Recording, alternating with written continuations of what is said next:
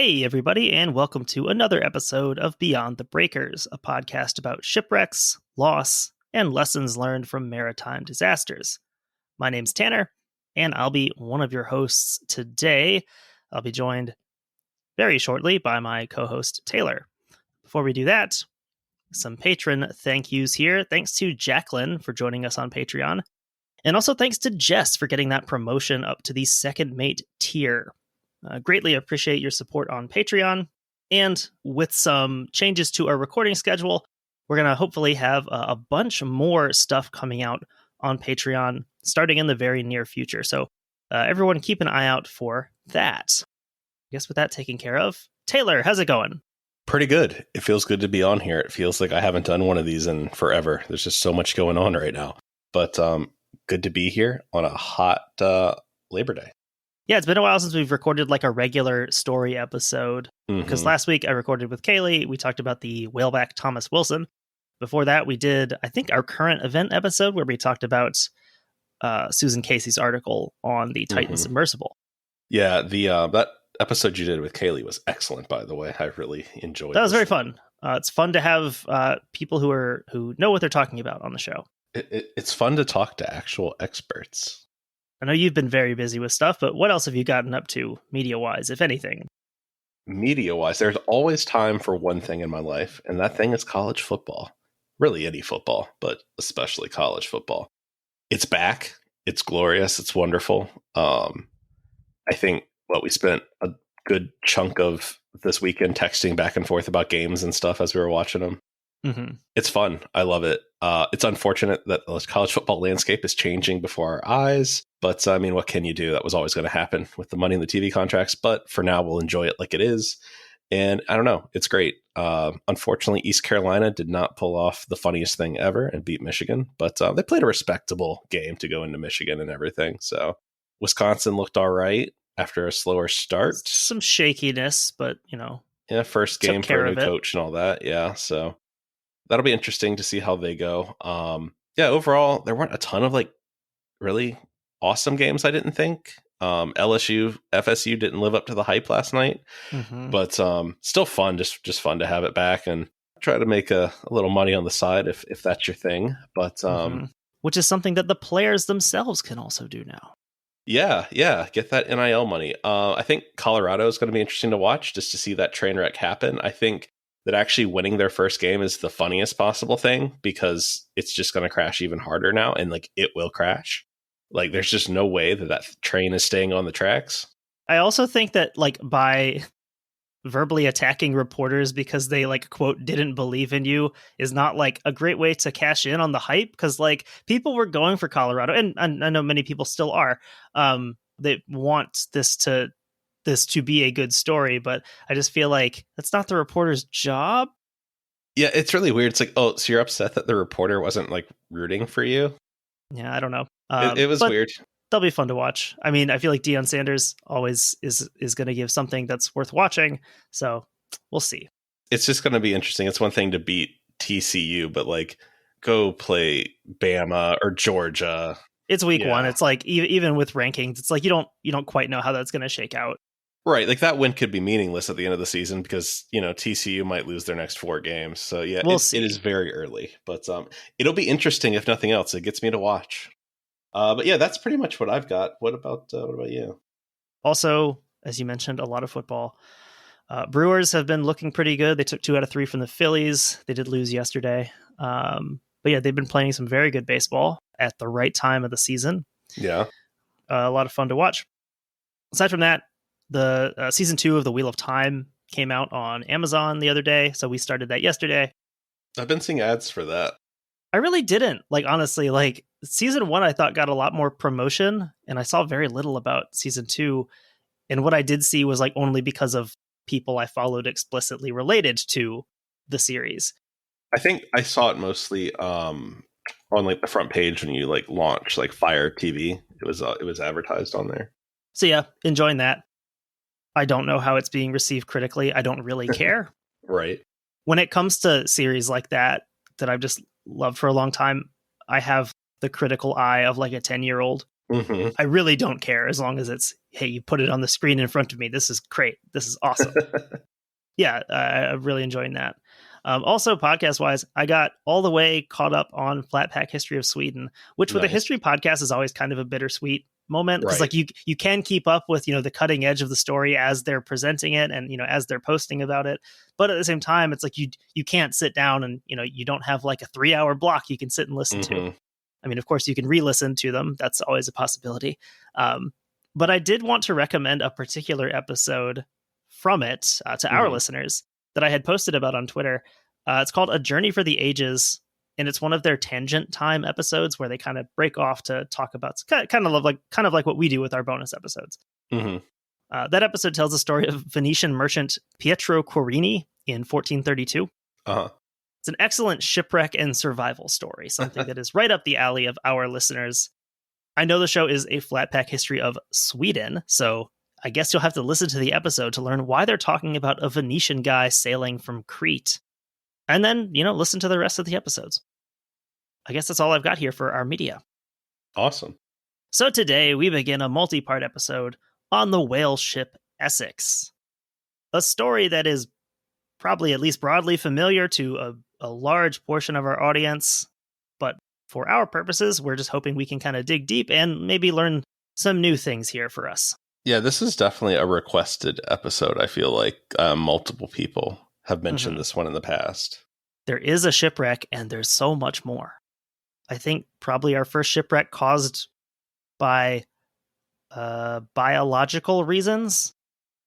I would say Maybe. so. Well, I think, wasn't there a story about them not wanting to upset the horse? That's true. You could say the Admella maybe is also an animal-induced shipwreck.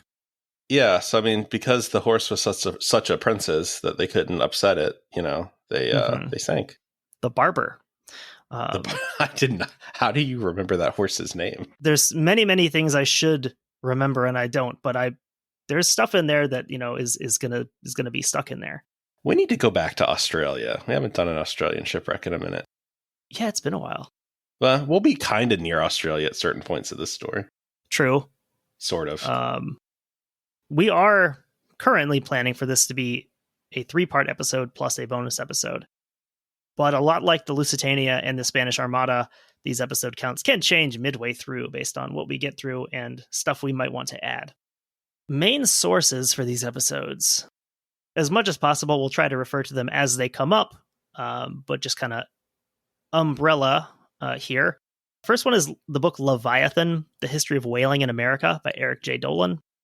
There's also The Great Sperm Whale by Richard Ellis, In the Heart of the Sea by Nathaniel Philbrick. The first-hand accounts of the events that were left by First Mate Owen Chase, Captain George Pollard, and Thomas Chappell. The book Stove by a Whale, Owen Chase and the Essex by Thomas Farrell Heffernan. This is actually the book that Nathaniel Philbrick recommends on the subject in the afterword of In the Heart of the Sea. I think his book has kind of supplanted this as kind of the story of the Essex, for a modern reader.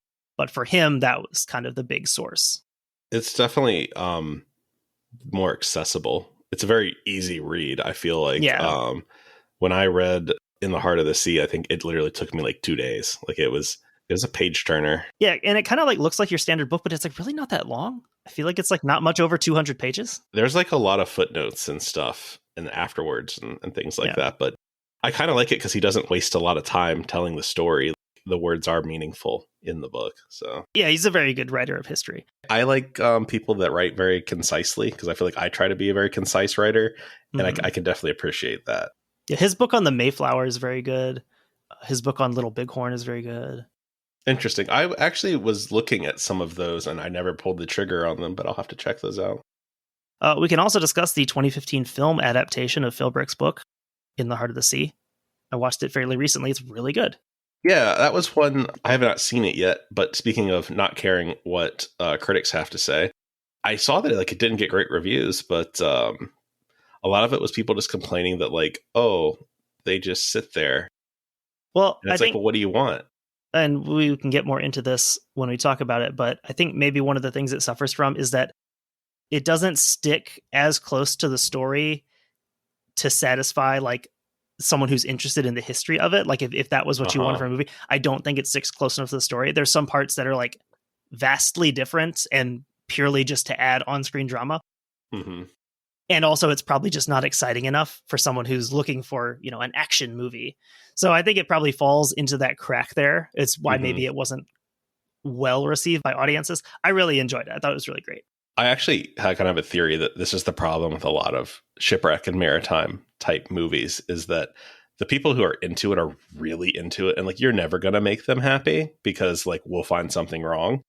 But then like the broad appeal, people are like, I don't want to see someone just sit on a life raft for an hour and a half. Kind of like the same criticisms of like Dunkirk. I remember people being like, this is the stupidest war movie ever. I'm like, well, it's not really like a war movie. Like it's not, Patton or something like that. Like it's a different film. Yeah, well, war is stupid and pointless. So congratulations. You got the message.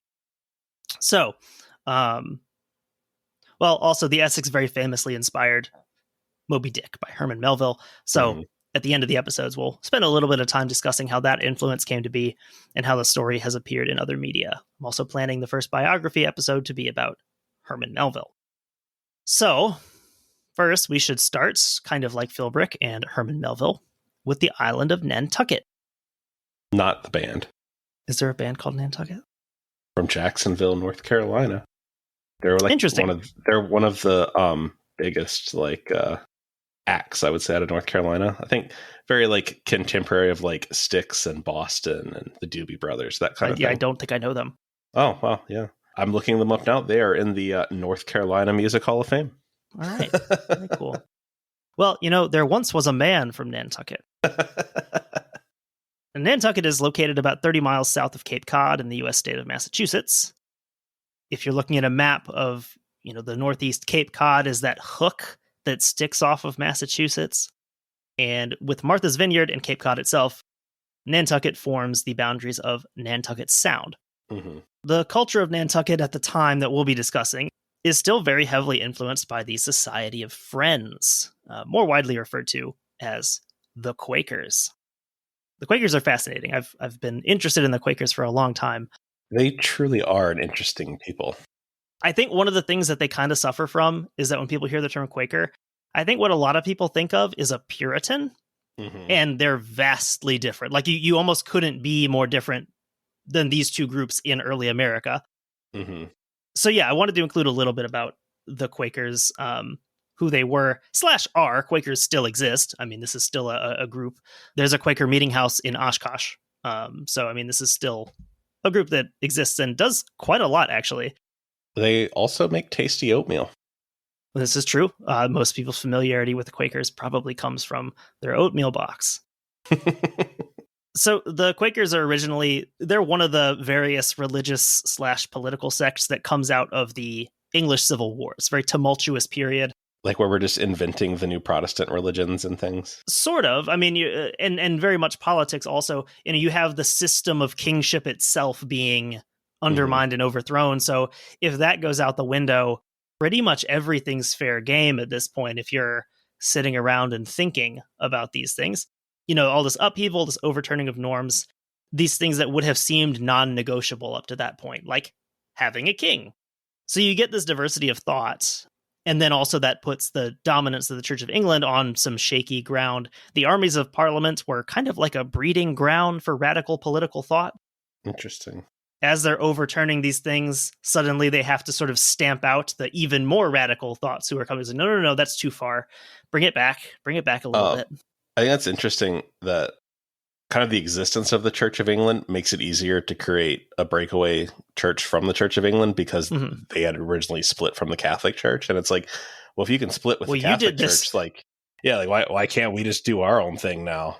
It is interesting that you kind of open up that can of worms that kind of becomes like Protestantism at large. So George Fox is typically considered the founder of Quakerism. He's not really a name that's known, I think, to most Americans. But most Americans probably do know the name William Penn, even if just from, the one time you heard about him in social studies class, for whom the state of Pennsylvania is named. The Penns were a big influential family in early America. There's a lot of really good writing, both by and about the Quakers. Thomas D. Ham has two really good books that are worth reading. He has an anthology that's called Quaker Writings, 1650 to 1920, and another that's called The Quakers in America. Oxford University Press, are you familiar with their very short introduction series? No. They're these little... I'm showing Taylor a book on camera right now. Let me switch. Okay, cool. They're very small. Almost like a Spark Note, but like kind of better written. But they're extremely dense also. Okay. There's a lot of text on those pages. And that's a really good introduction kind of from their beginnings to modern day. Cool. But yeah, talking about the Quakers, and I promise this will connect to our story. It isn't just an excuse to talk about the Quakers. Yeah, I think that especially in New England, and the mid-Atlantic parts of the colonies, to understand like anything that's going on, you kind of do have to understand the Quakers and what they're doing, because like in Pennsylvania and places like that, like they are the biggest political force. Mm-hmm. Like nothing happens without William Penn wanting it to happen. It is very interesting. And so much of like the American idealism is based on this, the work ethic of the Quakers and all of that stuff. And even the fact that Quakers put some importance on like education and schooling and things like that a lot of organization and political organization kind of forms around the church system and everything. It's very interesting. As we'll see, a lot of the social movements in America, the big ones, civil rights, abolition, suffrage, a lot of those are very heavily tied into Quaker thought and have Quakers at the forefront of them. So a few different aspects here that kind of differentiated Quakers from their fellow Christians at the time. And I say at the time because modern Quakers, honestly, they have a very, like any religion, there's branches and sects of them. Some branches of Quakerism basically indistinguishable from any other evangelical Christianity. But some are quite different, to the extent that there's even Quakers who don't identify as Christians. Interesting. Who might identify as a member of a different religion. There are Buddhist Quakers, for example. So in some regards, is it almost like the way that you can be like culturally Jewish and religiously Jewish? I don't know enough about that to comment necessarily, but like in many ways, modern Quaker is a bit more of a philosophy than a religion. Interesting. Okay, that makes sense. We'll get into why that is here. One of the biggest things is the Quaker emphasis, this reliance on what they'd refer to as the inward light. You sometimes see it now called the inner light, rather than scripture or church infrastructure. I think that will feel kind of familiar to a lot of people who are familiar with Protestant faith in America. The idea here being, in Protestant emphasis on the scripture, saying this is in the Bible, this is true, and we know it's true because it's in the Bible. And Quakerism kind of sees that as backwards, saying, these things were written by people who felt this inspiration, they felt this inward light, and were prompted to do this. So the scripture isn't necessarily the source of this information, but it's a product of this information. Right. Another is the belief in the inherent equality of all people. Everyone's been created by God and placed on earth, so everyone is inherently equal. Aspects of this will lead to friction with wider polite society. Most famously, this was manifested in their refusal to use the formal pronoun you, instead relying on the informal thee and thou. It's really interesting that nowadays I feel like if you were going to use the word formal to describe something, thee and thou is what you would describe. Right, as like because we don't use it anymore. It sounds strange and people would think that, this is a fancy way of speaking. And that was the opposite. That was the way you addressed a single person who was, equal or, below you in status.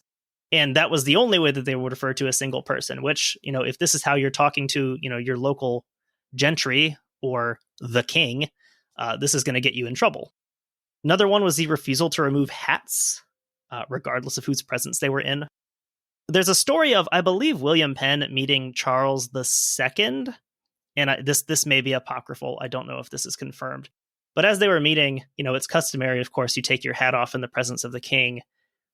And Charles II is kind of waiting for this to happen. And then Charles takes his own hat off. Because he says, well, you're meeting the king. Someone's got to take their hat off. Another one was the refusal to swear oaths. Reason being that, as a Quaker, they always told the truth. So why would I have to swear a special oath to tell the truth? Interesting. I'm going to use that from now on. Well, very much. It kind of makes sense when you think about it. It's like my promise to tell the whole truth and nothing but the truth is raising a lot of questions already answered by my promise. Mm-hmm. Yeah. So that belief in equality, across class and social settings, it led to many Quakers being involved with the abolition movement in the United States. A lot of them were really active in the Underground Railroad. And even as early as 1716, the Quakers of Nantucket are calling for abolition. So a lot earlier than we think of the movement taking root in America. It's a bit of a misnomer that Quakers are inherently pacifist. Is that correct? I mean, there's ways that you could finagle around it, but it is a pretty core tenet of Quakerism that, like, violence against your fellow man is uncalled for. Yeah, it's just interesting seeing that with the abolition kind of bumping up against each other when you compare like a John Brown type figure. Yeah, and this led to a lot of debates within Quakerism. Like we said, there's splits and different ways of doing this. There's kind of these conflicting ideas of Quakers who want to be very committed to like the law as it is and say, well, we don't want to break the law, versus others saying, well, there's a higher law that we need to follow. Mm-hmm. And so, yeah, we should be doing anything we possibly can to make this happen. And of course, there's always other factors to discuss here. The Quakers were very anti-slavery. Someone on the other side would probably argue, well, Nantucket is not a farming community. Of course, they don't care about slavery. It doesn't do anything for them. Right. The Quaker abolitionist Levi Coffin, he was considered by some to be the president of the Underground Railroad in the mid-1800s. He was very active in Ohio and Indiana. He reportedly aided as many as 3,000 individuals in escaping from slavery. Interesting. Another tenet that they had was plain dress and plain speech. In terms of religious practice, the thing that distinguishes Quakers from other sects most clearly is the prevalence of silence during Quaker church services, which are actually just referred to as meetings. And again, this does not apply to all Quakers. There are evangelical Quakers for whom this doesn't apply. But one of the things they're known for is that a Quaker meeting, a worship service, is primarily just silence, interspersed with the occasional member of the meeting standing up and sharing something that they have been inspired to say. There are some kind of unwritten rules about how much you're supposed to say, how often you're supposed to share, because you can see how that would possibly degenerate into one person or a few people dominating the conversation, or not really even a conversation. Yeah, I could just see showing up on Sunday morning like, Jeremy's over there. This is going to be a long service. Exactly. So trying to avoid things like that. Especially in the early Quaker meetings, there's not really a preacher. There's not like a designated person who's preaching or sharing a sermon or anything. It's very much a communal experience. Yeah, that was really, I did not know that, like going into some of this reading, like that was very unique and interesting. And you do get, obviously through these continued meetings and community worship, you do develop people who become especially well known for having very good things that they share in these meetings. But in theory, a person who has, just been to a couple meetings is just as able to share something as, someone who's been there as an established member. Another aspect that they become known for is selling goods at fixed prices rather than through haggling or negotiation. Interesting. It kind of connects to the oath thing, the honesty thing of saying, well, I put the price on it and I did that because I am honest. I'm giving you a fair assessment of its value, and nothing is going to change that assessment. Yeah, I kind of like that in a way. Like if that's actually true, that would be wonderful, And again, like that's something that now we kind of expect. Like you said, how it's tied to a lot of these things are tied into American culture. That is one part of American culture that's very different from some other places. You can't just go into a store and haggle. I mean, that's not something that works in places outside of, a flea market. Well, yeah, like honestly, I feel like even nowadays with car dealers and stuff like that's for the most part gone out the window. Like there's not even that haggling anymore. It would be weird though to walk into Target and be like, "Hey, best I can do is 15 on the picture frame." I've used these towels before. They're not worth $10. So another big one here is at least a professed equality among the sexes. To the extent that Quakers could be said to have ministers, which, as we said, they really didn't, Women were just as welcome to minister alongside men, with equal authority. A lot of the early Quaker figures are women. Margaret Fell is a big name in early Quakerism. She ends up marrying George Fox, but she's, an independent thinker in her own right who, has writings and stuff published, which is extremely different. You don't see a lot of women appearing in the Reformation and the 1600s era religious thought. Mm-hmm. It is very interesting just how open it is and everything. And so, like the abolition movement, the women's suffrage movement in the U.S. also had a lot of Quakers in its ranks.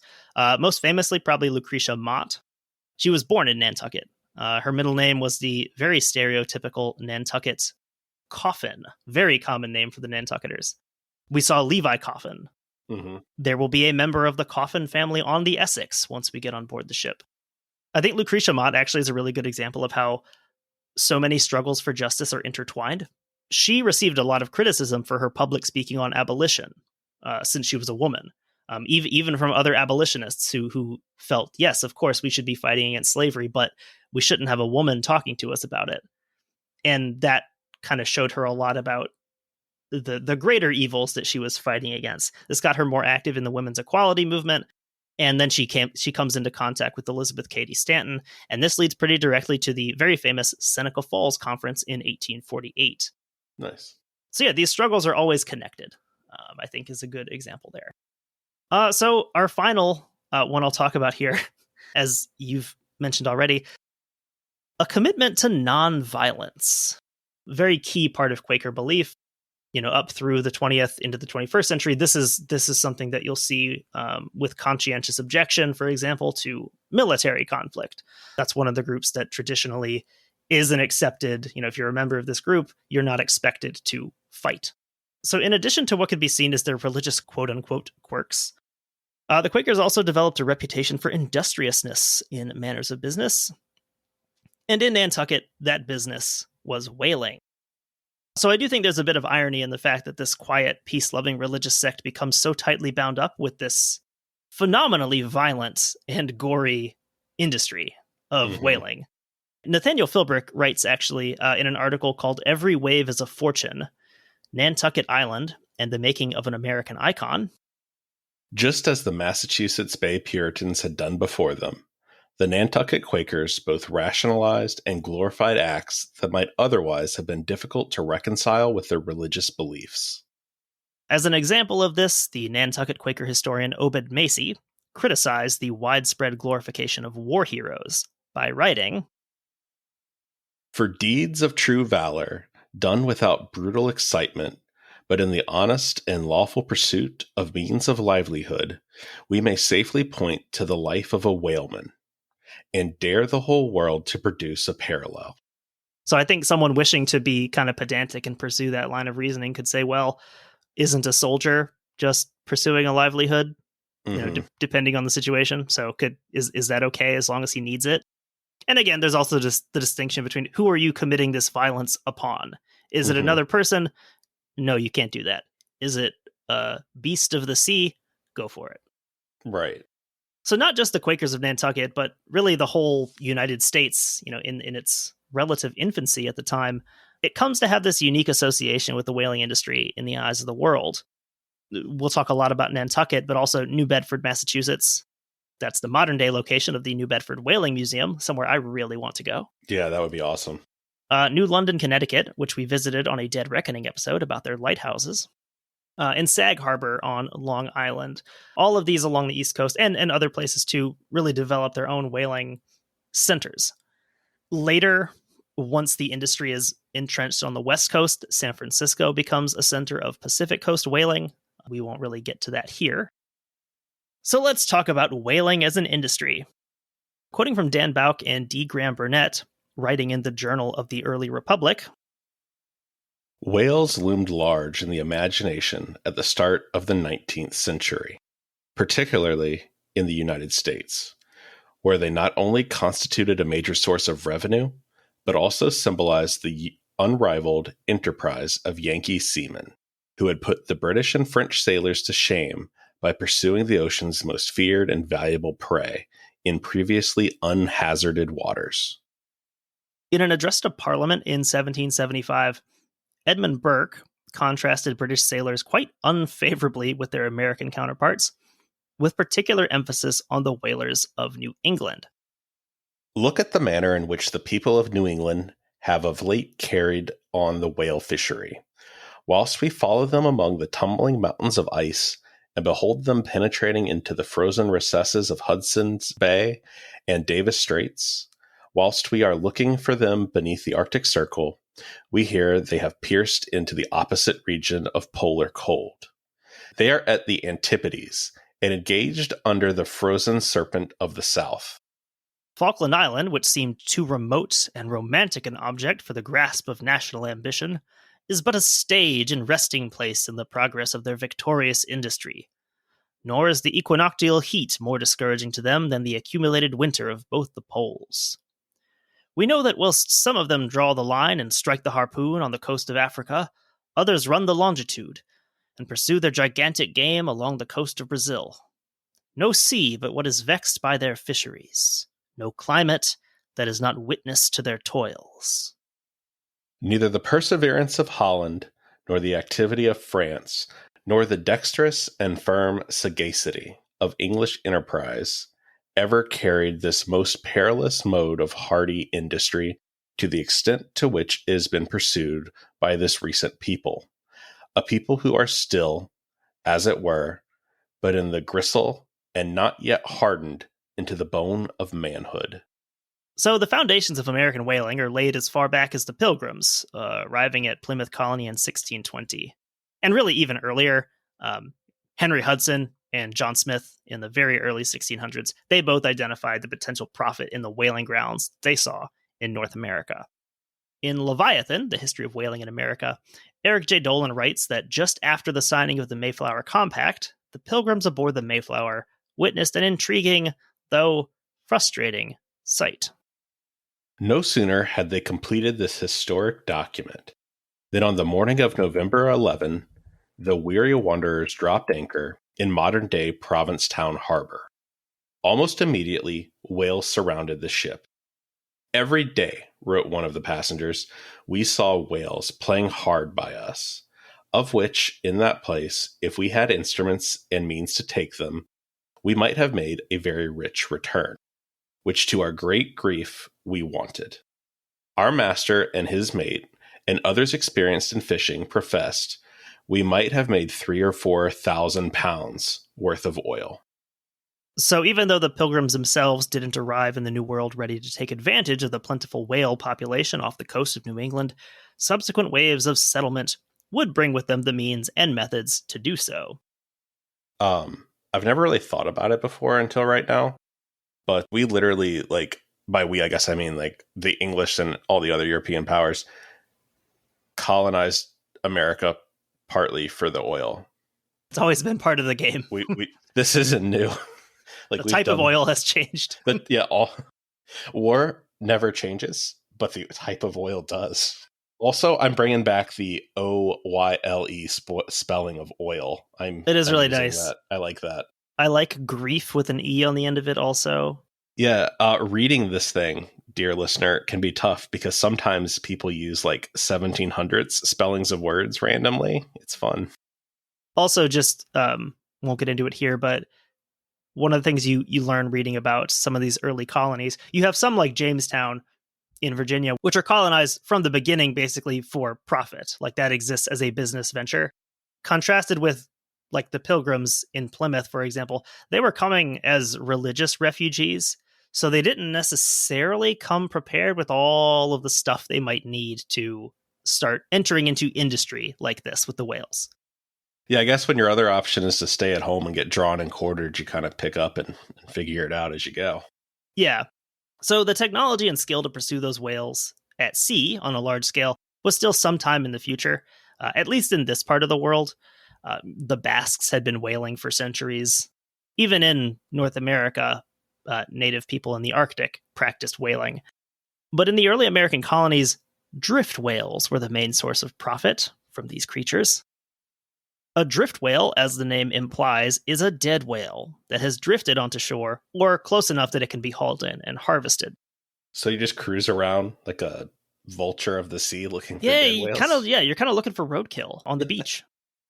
So the Native Americans in the area, they were knowledgeable about butchering these whales and what to do and how to do that. And a lot of these were pilot whales. Mm-hmm. So if you've never seen a pilot whale, these are small for a whale. They're actually one of the largest oceanic dolphins. Interesting. The only one larger being the orca or killer whale. Yeah, if you look at one of these, it looks just kind of like a really beefy dolphin. You'd probably, if you first saw one in the water, you'd probably initially think it's a dolphin, and it really is, but it's also referred to as a whale. Males grow to about 20 feet in length, and they can weigh 3.5 to 4 tons. So yeah, this is a small whale we're talking about here when it's 20 feet long. Pilot whales have a reputation for stranding themselves on shore frequently and often in groups. So they're dumb whales. This is probably the most salient feature of pilot whales. Actually, just last year, in September, there was a group of, I think it was like 230 total whales that stranded on a beach in Tasmania, of which they were able to save 35. Nice. Richard Ellis, in his book about sperm whales, he goes into this because this is kind of one of those big mysteries of the natural world, is why whales do this. At times it might be an accident. At times it might be because a whale is sick. Typically when whales strand individually, they're very unhealthy. But when these happen in groups, the whales are typically mostly healthy, which is really strange. So yeah, they're not sure totally why this happens. They think it might be an act of like solidarity or trying to protect one whale that is sick. So yeah, they don't quite know, but the Pilgrims didn't really care about why. Yeah. Only that it happened. Not great if you're a pilot whale. This is excellent if you're planning on drift whaling for a portion of your income and your survival. Whales are identified early on as a key resource in the region and one that really needed to be regulated. Not in my America. In 1629, the Massachusetts Bay Company's charter granted it rights to all sea creatures in the waters off Massachusetts Bay. These are listed individually as like you get all the fish and the whales and the everything. Plymouth Colony had the rights to whales and fish in Cape Cod Bay. The nature of borders is that there's occasionally going to be a dispute, especially when you're dealing with the ocean, of like, where exactly was this whale? They need to get those nets like DeSantis has. They could separate them. They should have thought about that. So what exactly here is meant by rights to a whale? Eric J. Dolin explains as follows. When one steps back from the minutiae of the laws past, a single theme appears. Who would profit from the whales? First in line was the finder of the whale, who would get either a financial payoff or part of the whale for his service. Thus enticed, many coastal residents became beachcombers on a mission. Then there were the cutters, sometimes Indians, who butchered and processed the whale so that the oil and baleen could be distributed. The next step in the drift whale distribution system was the town where the whale washed ashore. And since whales were viewed as communal property, the oil was usually distributed more or less equally among its inhabitants. The latter group often being defined as householders or landowners. So while the natives of New England, they were knowledgeable about whales, the extent to which they actively hunted them is not really well agreed upon. There are accounts of the local natives hunting whales actively at sea in the early colonial period, but it doesn't seem to have continued if this is something that they did, at least on a consistent planned basis after European settlement. It'd be very strange for them to just stop doing it. I guess, unless you have bigger problems. But I mean, this would be a significant source of their livelihood here. So we know for sure that native people of the Arctic had been whaling for centuries. It's not impossible that the same could be happening in New England, but there's just no real hard firsthand evidence of natives of New England actively pursuing whales and dragging them to shore. I feel like such a brutal and time-consuming and dangerous activity would have been documented. The people that did it would have been, respected and thought of in a high way, I would think, right. The next step in the development of whaling was the transition from drift whaling to shore whaling. So while still happening close to shore, this is where we first get into actual hunting of whales. So this started in the colonies sometime in the middle decades of the 1600s, and it becomes more common through the end of the century. This is essentially how a lot of Basque whaling had happened. Mm-hmm. Building a tower at the shore, having a lookout there, functioning just like the lookout in a ship, saying, you see a whale in the distance, send out the boats, and you can hunt it. And so this is coming to the American colonies now. Dolin also writes about the change that this brought to the structure of whaling as an organized industry. Whereas drift whaling was a communal activity organized to dispose of common property, shore whaling was an active pursuit of profit by a select group of people who understandably had little interest in sharing the fruits of their investment and labor with those who had no role in the hunt. Thus, small groups of men partnered with one another, pooled their resources, and launched whaling companies. So with this more corporate turn in whaling, here we also see the beginning of the lay system. Here come the venture capitalists, gotta ruin a good thing. Exactly. All of the people who are currently at Burning Man. I'm picturing a Trash Future episode where it's like, all right, gotta do startup for you. It's called Whale without the A. I was thinking like whaler, it'd be like WAYLR. Like, what if your boat could just go kill the whale? So this lay system, this is where crew members are assigned a lay of the profits based on their seniority and responsibilities on board. So as an example, coming from like the peak whaling era, the 1840s, a captain on a whaling voyage is looking at around a 1/16th lay. So this is 1/16th of the total profits, if any. That's also a factor, is how much is this actually making? So the captain's getting about a 16th of that. First mate, 1/29th, second mate, 1/50th, and so on down the line. Actually, the ship's cooper, so the guy who makes the barrels for the oil, you need that. That's a very in-demand job on these whaling vessels. And that was, his specialty. That was what he did. They had a relatively short lay. That's a good thing. Short is good. You don't want a long lay here. This is about comparable to the second mate. So even though he's, I don't believe technically an officer, he's getting officer money. I guess that makes sense, because if you have someone put together bad barrels, you're going to lose your product and stuff. And yeah, these people need to be good at their job. Yeah, like that doesn't do anyone any good. So you'll notice if you look down this list, adding up the lays of the crew and officers doesn't get you to 100%. It doesn't even get you close to 100%, since about 70% of the overall profits would go to the owners. So glad they did all that work sailing on that vessel. That's how it works. Some old Quaker guy in his 60s back in Nantucket is making, the bulk of the profit from this. It did seem like there was a pretty healthy captain to owner pipeline. At some point, this guy had probably done that job, but I'm sure there were also just old dudes that inherited stuff. So a bit more about Nantucket's unique status as a whaling center. So despite being geographically close to the hotbed of the American Revolution, she's right up there in New England, not that far from Boston, Nantucket attempted to stay neutral during the Revolutionary War. So even more so than most parts of the colonies, Nantucket was pretty utterly dependent on Britain. That's where most of her whaling exports went, and it's where most of her goods came from. I guess for Nantucket, it's purely economic exercise that's where all the money's at. Also, like we think about it now, it's like it's not that far away, but it was a pretty isolated place in the 1770s. Yeah, you couldn't just hop on the freeway and get up to it. Yeah, and you couldn't just kind of lightly cut this link with where the way that you were staying alive. As early as May of 1775, the Continental and Provincial Congresses took steps to keep Nantucket in line, placing a boycott on exporting goods to the island unless it could be proven that the provisions were for consumption on the island and not something that would be forwarded along to the British. This is May. I think the first battles start in April of 1775. So this is almost right away. They know that, okay, Nantucket's going to be a problem, so we need to do something about them.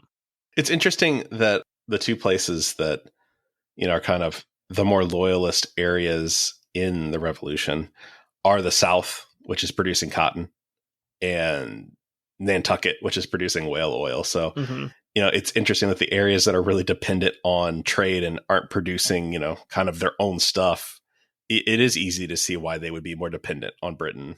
Nantucket's interesting because there is a strong loyalist streak. There's also a strong sympathy with the Patriot cause. But as we've said here, business trumps everything. They want to keep themselves in business because this is basically all they do. They don't produce their own food. They're not really a farming community. So they really need this economic lifeline to stay there. They would prefer there to be no war at all. Would be ideal for them. They do have to play it both ways because, if you piss off the colonists, what stops them from saying, well, no more whaling here. We're going to do that out of Boston now. Thanks. And same thing for the British, just to be like, yeah, shut this down. We're not doing this anymore. So you do have to stay open. The previous week, actually, to those to that boycott from Congress, Continental soldiers had landed on Nantucket and seized roughly 50 whaleboats. Interesting. The dual purpose of they can use them for their own deployments and also to deprive the Nantucketers of them. Because, yeah, these are really solid little boats that you could use for military purposes. So quoting from Eric J. Dolin's Leviathan on some of the events that had led up to this. Colonial suspicions about Nantucket's allegiance were exacerbated when the notorious Restraining Act was passed, with an exemption accorded to Nantucket, a move that seemed to confirm that the islanders were on cozy terms with London. Yet another sign of the island's supposed British leanings came shortly after the battles of Lexington and Concord, when 60 loyalists from the mainland sailed to Nantucket to find a safe haven. It's kind of interesting in that, like with the loyalists fleeing there, that very well could have been, they know that these people are supposed to be nonviolent. At least they won't hurt me. And you're somewhere that's hard to get to. Right. Like, you have to make an effort to come find me there. And because of that, it makes the Continental sympathizers more suspicious of you. Because everyone's so suspicious of you, you might as well throw in more with Britain. So it's kind of a self-fulfilling prophecy almost at this point. Mm-hmm. So this Restraining Act that's referred to in the quote, it's actually two different acts from 1775. The first of these was the New England Restraining Act. This was a reaction to the colonial boycott on British goods. So this economic back and forth. It got King George III's assent in March of 1775, and its main effect being to restrain New England's trade to only Britain itself and the British West Indies. All trade with other nations and even with other colonies was banned. Interesting. So really on lockdown here with what they could do with their goods. The other key effect of this act was that vessels sailing out of New England were prohibited from operating in most of the fishing grounds that they had used before in the North Atlantic, so off of Newfoundland, for example, and even most of the American coast. And this is where Nantucket's problematic exemption comes in. Britain said, well, this doesn't apply to Nantucket, so this makes them even more unpopular with the rest of the colonies. So despite the political and economic reasoning behind Nantucket's neutrality, the island also had a fairly solid argument on religious grounds as well. The Nantucket Town Meeting sent a petition to the Provincial Congress in July, arguing, the inhabitants of the island are the greater part of the people called Quakers, whose well-known principles of religion will not admit of their taking up arms in a military way, in any case whatever. So about Nantucket's neutrality, Nathaniel Philbrick writes in the New England Quarterly in 1993, perhaps no better event better illustrates Nantucket's paradoxical status relative to the new nation of which it was nominally a part. Nantucket's leadership role in the whale industry gave it a worldwide impact and visibility out of all proportion to its minuscule size and limited population. Thus, the island that may well have preferred to remain part of Britain became the vehicle through which much of the world first became acquainted with the new American breed. As a kind of nation within a nation, Nantucket offered America an early example of how it might conduct itself as an independent world power. I was thinking here where he kind of talks about how, despite her not wanting necessarily to be identified with this, it's also the way that much of the world, learns, what is an American like. Mm-hmm. It reminds me a bit of thinking about a sport like soccer. Mm-hmm. And the way that it has kind of an ambassador function around the world. You kind of become exposed to a country's culture through their teams. If you watch soccer, I know when I was younger, first getting into soccer, you learn a lot about a country just because of the teams that you get exposed to. And thinking about an example like Barcelona, one of the most famous teams in the world, some of the most famous players in the world playing for Barcelona. And to many people, they kind of represent Spanish soccer. But if you were to talk to someone from Catalonia, Barcelona, there's a very good chance they don't identify as Spanish at all. Mm-hmm. They might want nothing to do with Spain, as a wider identity. So thinking about that with Nantucket here. Yeah, that is very interesting. So despite Philbrick's kind of lofty description of Nantucket's neutral position in the war, both Philbrick and Dolin, they make it very clear that the war was not kind to Nantucket. She saw the destruction of most of her whaling fleet.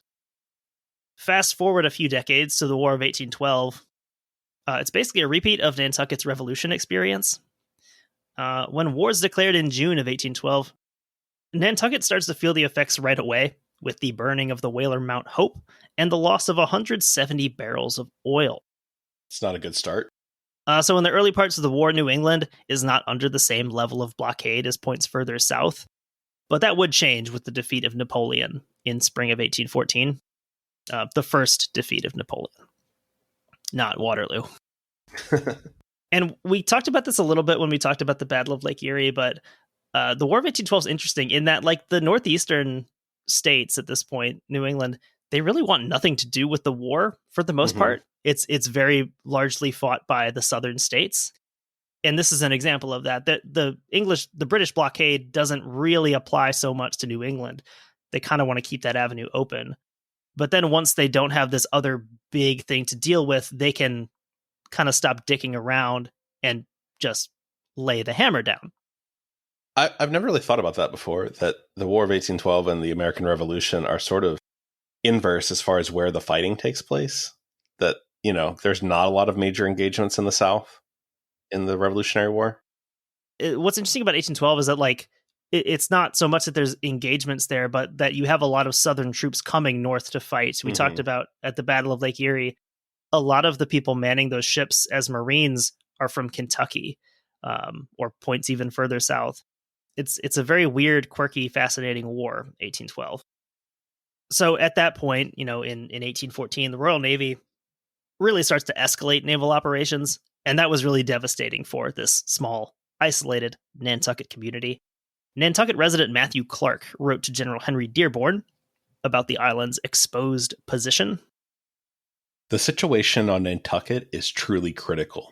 A single gunboat could effectively blockade the entrance to the harbor, as utterly to prevent all manner of ingress and egress. The demolition of every dwelling house and building on the island could be readily effected without hazard to the enemy, as all sort of defense is utterly impractical. Yeah, that just gives more detail about why a place like Nantucket really ideally wants to stay neutral in any sort of conflict, because it's basically impossible to defend. Well, I think that they kind of know that no matter what happens, it's not going to be good for them. It's going to wreck the whaling industry completely. They're not going to be able to rebuild it. Like, no matter which side wins, they just don't want the fighting to be there. In the later stages of the war, Nantucket is actually able to secure another neutrality agreement. This is fully without the permission of Congress or President Madison or anyone. So again, they're kind of not doing themselves many favors here. They've already kind of taken the hit, and then now they're just adding on top of this. Okay, well, they're doing it again. See, I told you they were going to do it again. They did it. Not winning the trust of their fellow Americans necessarily.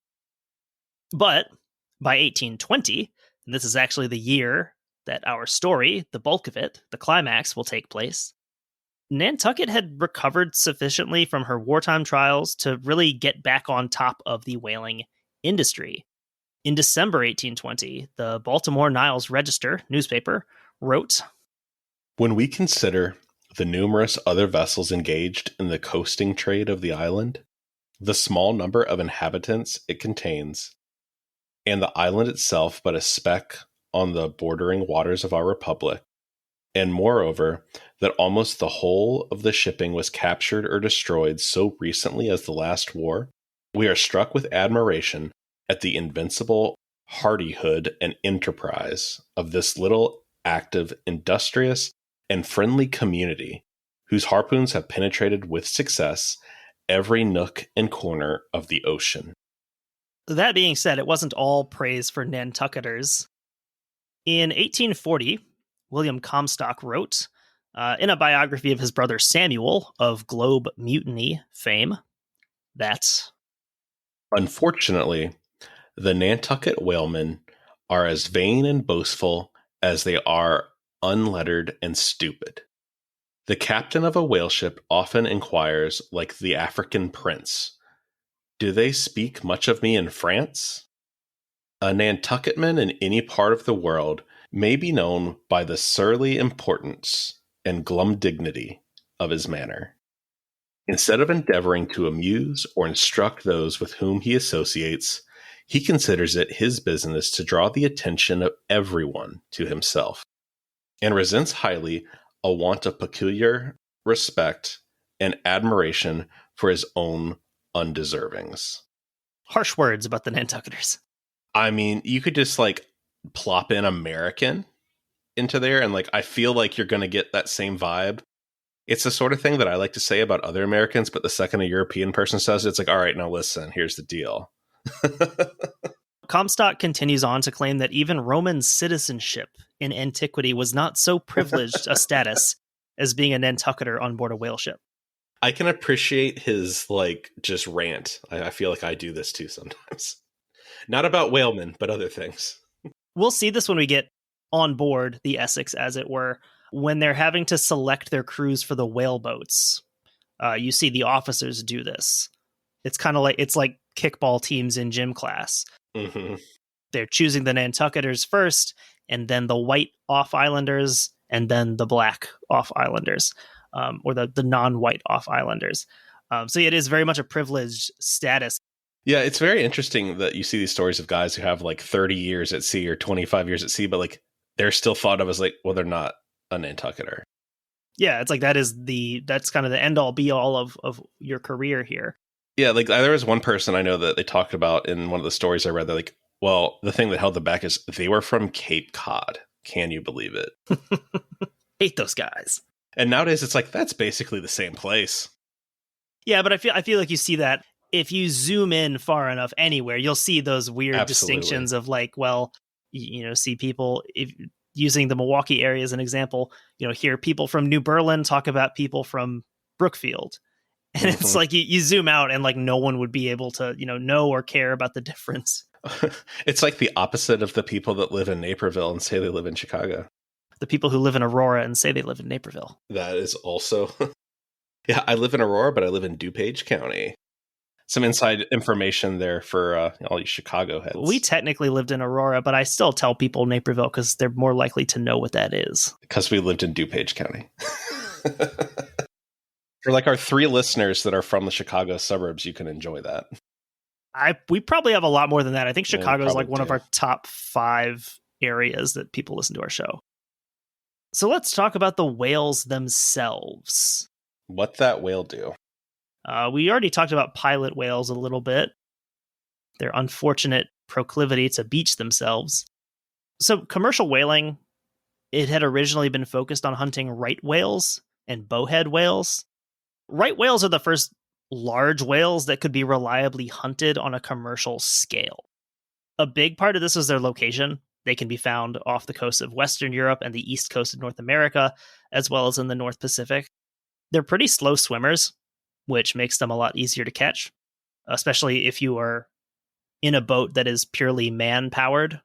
If you're having to row out to these whales, you want to go for a slow one. Their bodies also tend to float after they die, rather than sinking to the bottom, which is a big deal.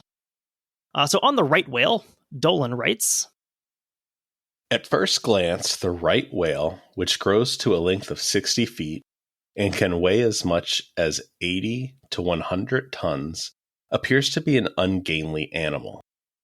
In fact, though massively built, the right whale is quite graceful, moving fluidly, albeit somewhat lazily, through the water. So all these factors allegedly contributed to the name that we use for them in English, the right whale to hunt. There doesn't seem to be an agreement that this is the definitive etymology, but it's the best idea that anyone seems to have. It's definitely, if it wasn't where it came from, it became the answer. Yeah, it could be a folk etymology, but it makes a lot of sense. Mm-hmm. So by the last decade of the 18th century, focus had shifted to the sperm whale, which had several qualities that made it more desirable. Sperm whale oil, which they make from boiling down the blubber, it burned brighter and with less smoke than oil from right whales. So if you're going to be burning this stuff in your house, the less smoke, the better. I'm picturing the right whales engaging in a Chick-fil-A-like campaign to encourage people to go after the sperm whale.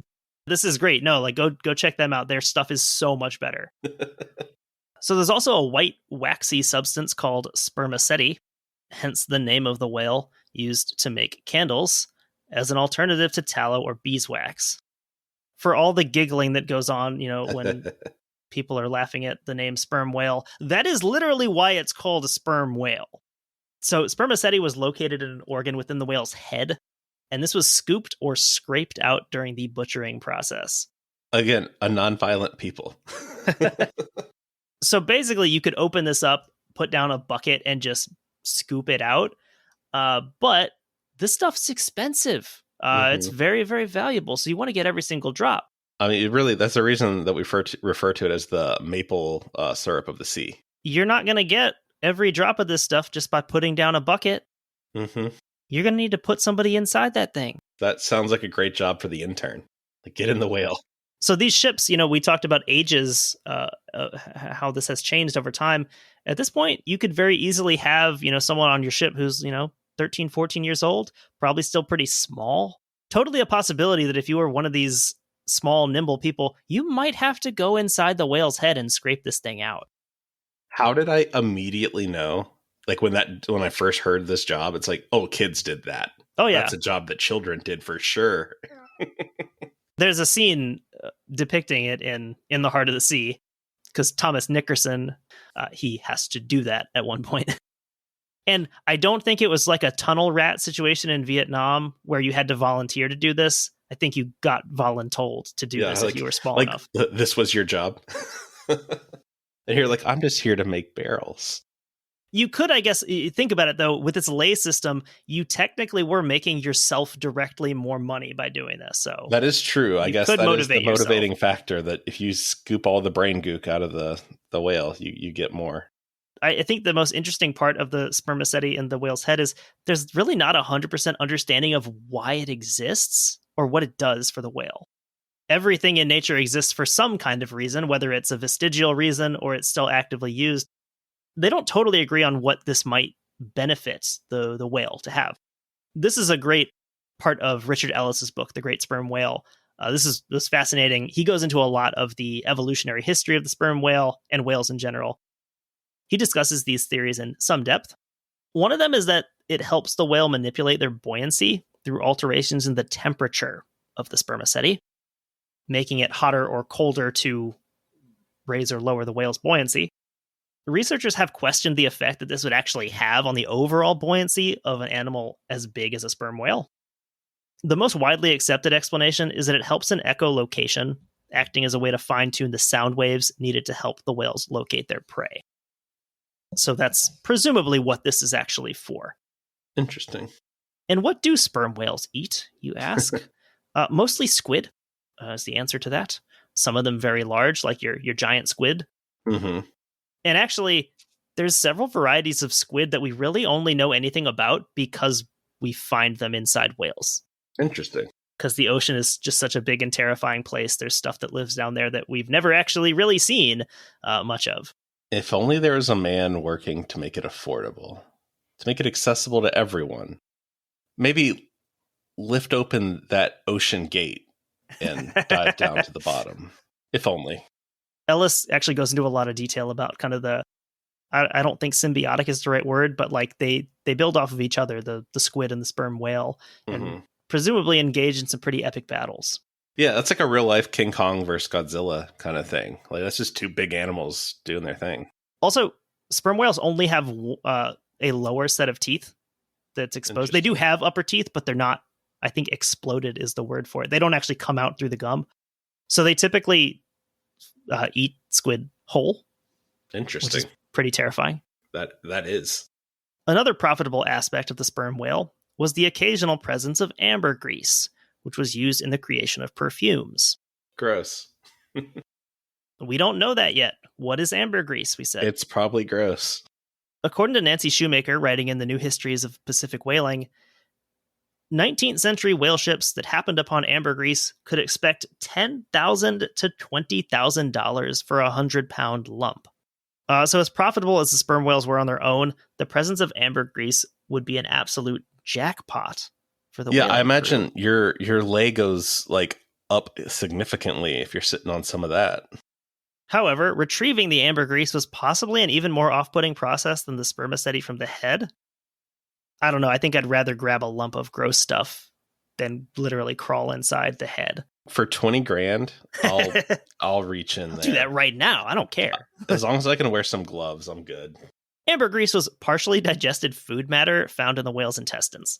Interesting that helps perfume smell good. Yeah, apparently it's I think the term for it is a scent.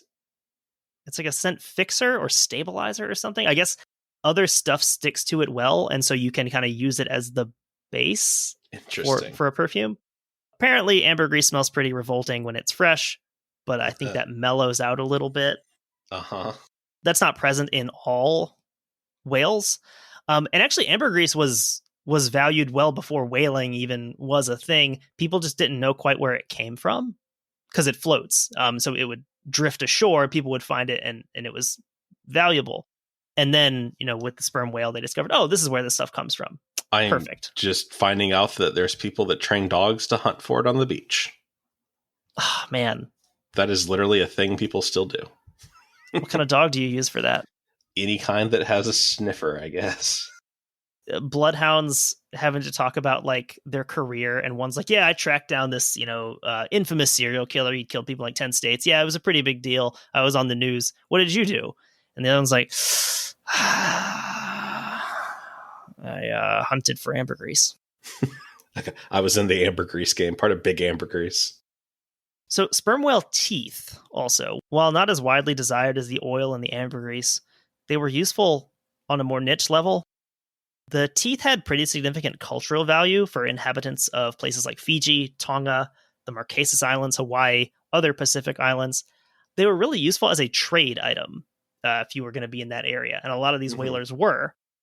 They became really significant with the increased demand for sandalwood in the early 1800s. We talked about sandalwood in the Ha'aheo o Hawaii episode that you did. For American traders visiting Fiji during the sandalwood boom, a supply of whale teeth was necessary for doing business. Before I get to the next part here, pointing out there that, sperm whales do have teeth. They're a toothed whale. A lot of the whales that were being hunted early on, like the right whale, the bowhead, they're baleen whales. So they don't have teeth, but they do have that white. It's basically a food filter. They suck in the water, close their mouth, press the water against it, and the stuff left over is their food. The baleen, which is referred to as whalebone. So if you see something that's whalebone, it's probably not actually a bone. That was used in making stuff like corsets, like women's dresses. Interesting. Because it's flexible. But Shoemaker also mentions the use of whale teeth in scrimshaw, which is the art of carving or engraving ivory and bone. Whale teeth and walrus tusks were commonly used for this purpose. Scrimshaw was primarily a sentimental pastime for whalemen. They turned out etched whale teeth, corset busks, swifts, pastry crimpers, inlaid boxes, and other knickknacks intended as voyage souvenirs and gifts for loved ones. Much scrimshaw had a feminized cast to it. The swifts, pie crimpers, and busks all evoked women's work or dress.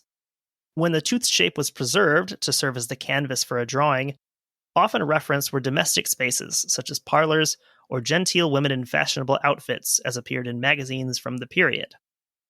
This aspect of scrimshawing reveals it to be more than just a means to kill time aboard ship.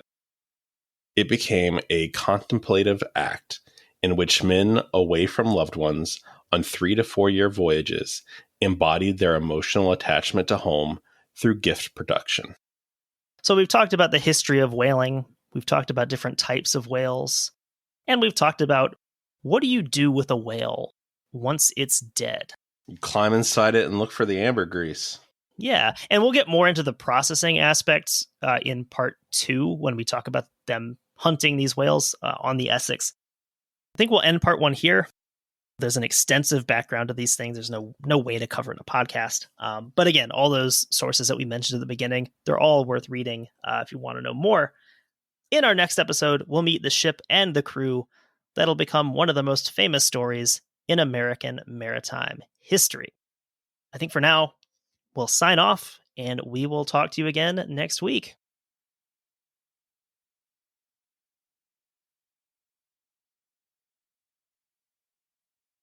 It's supposed to say community property. I thought it didn't feel right when I said it. It's communicable. You want me to reread that? Yeah, or you could just say community property. Okay. Or I'll say reviewed as. I think it's supposed to be communal. Communal property? Yeah.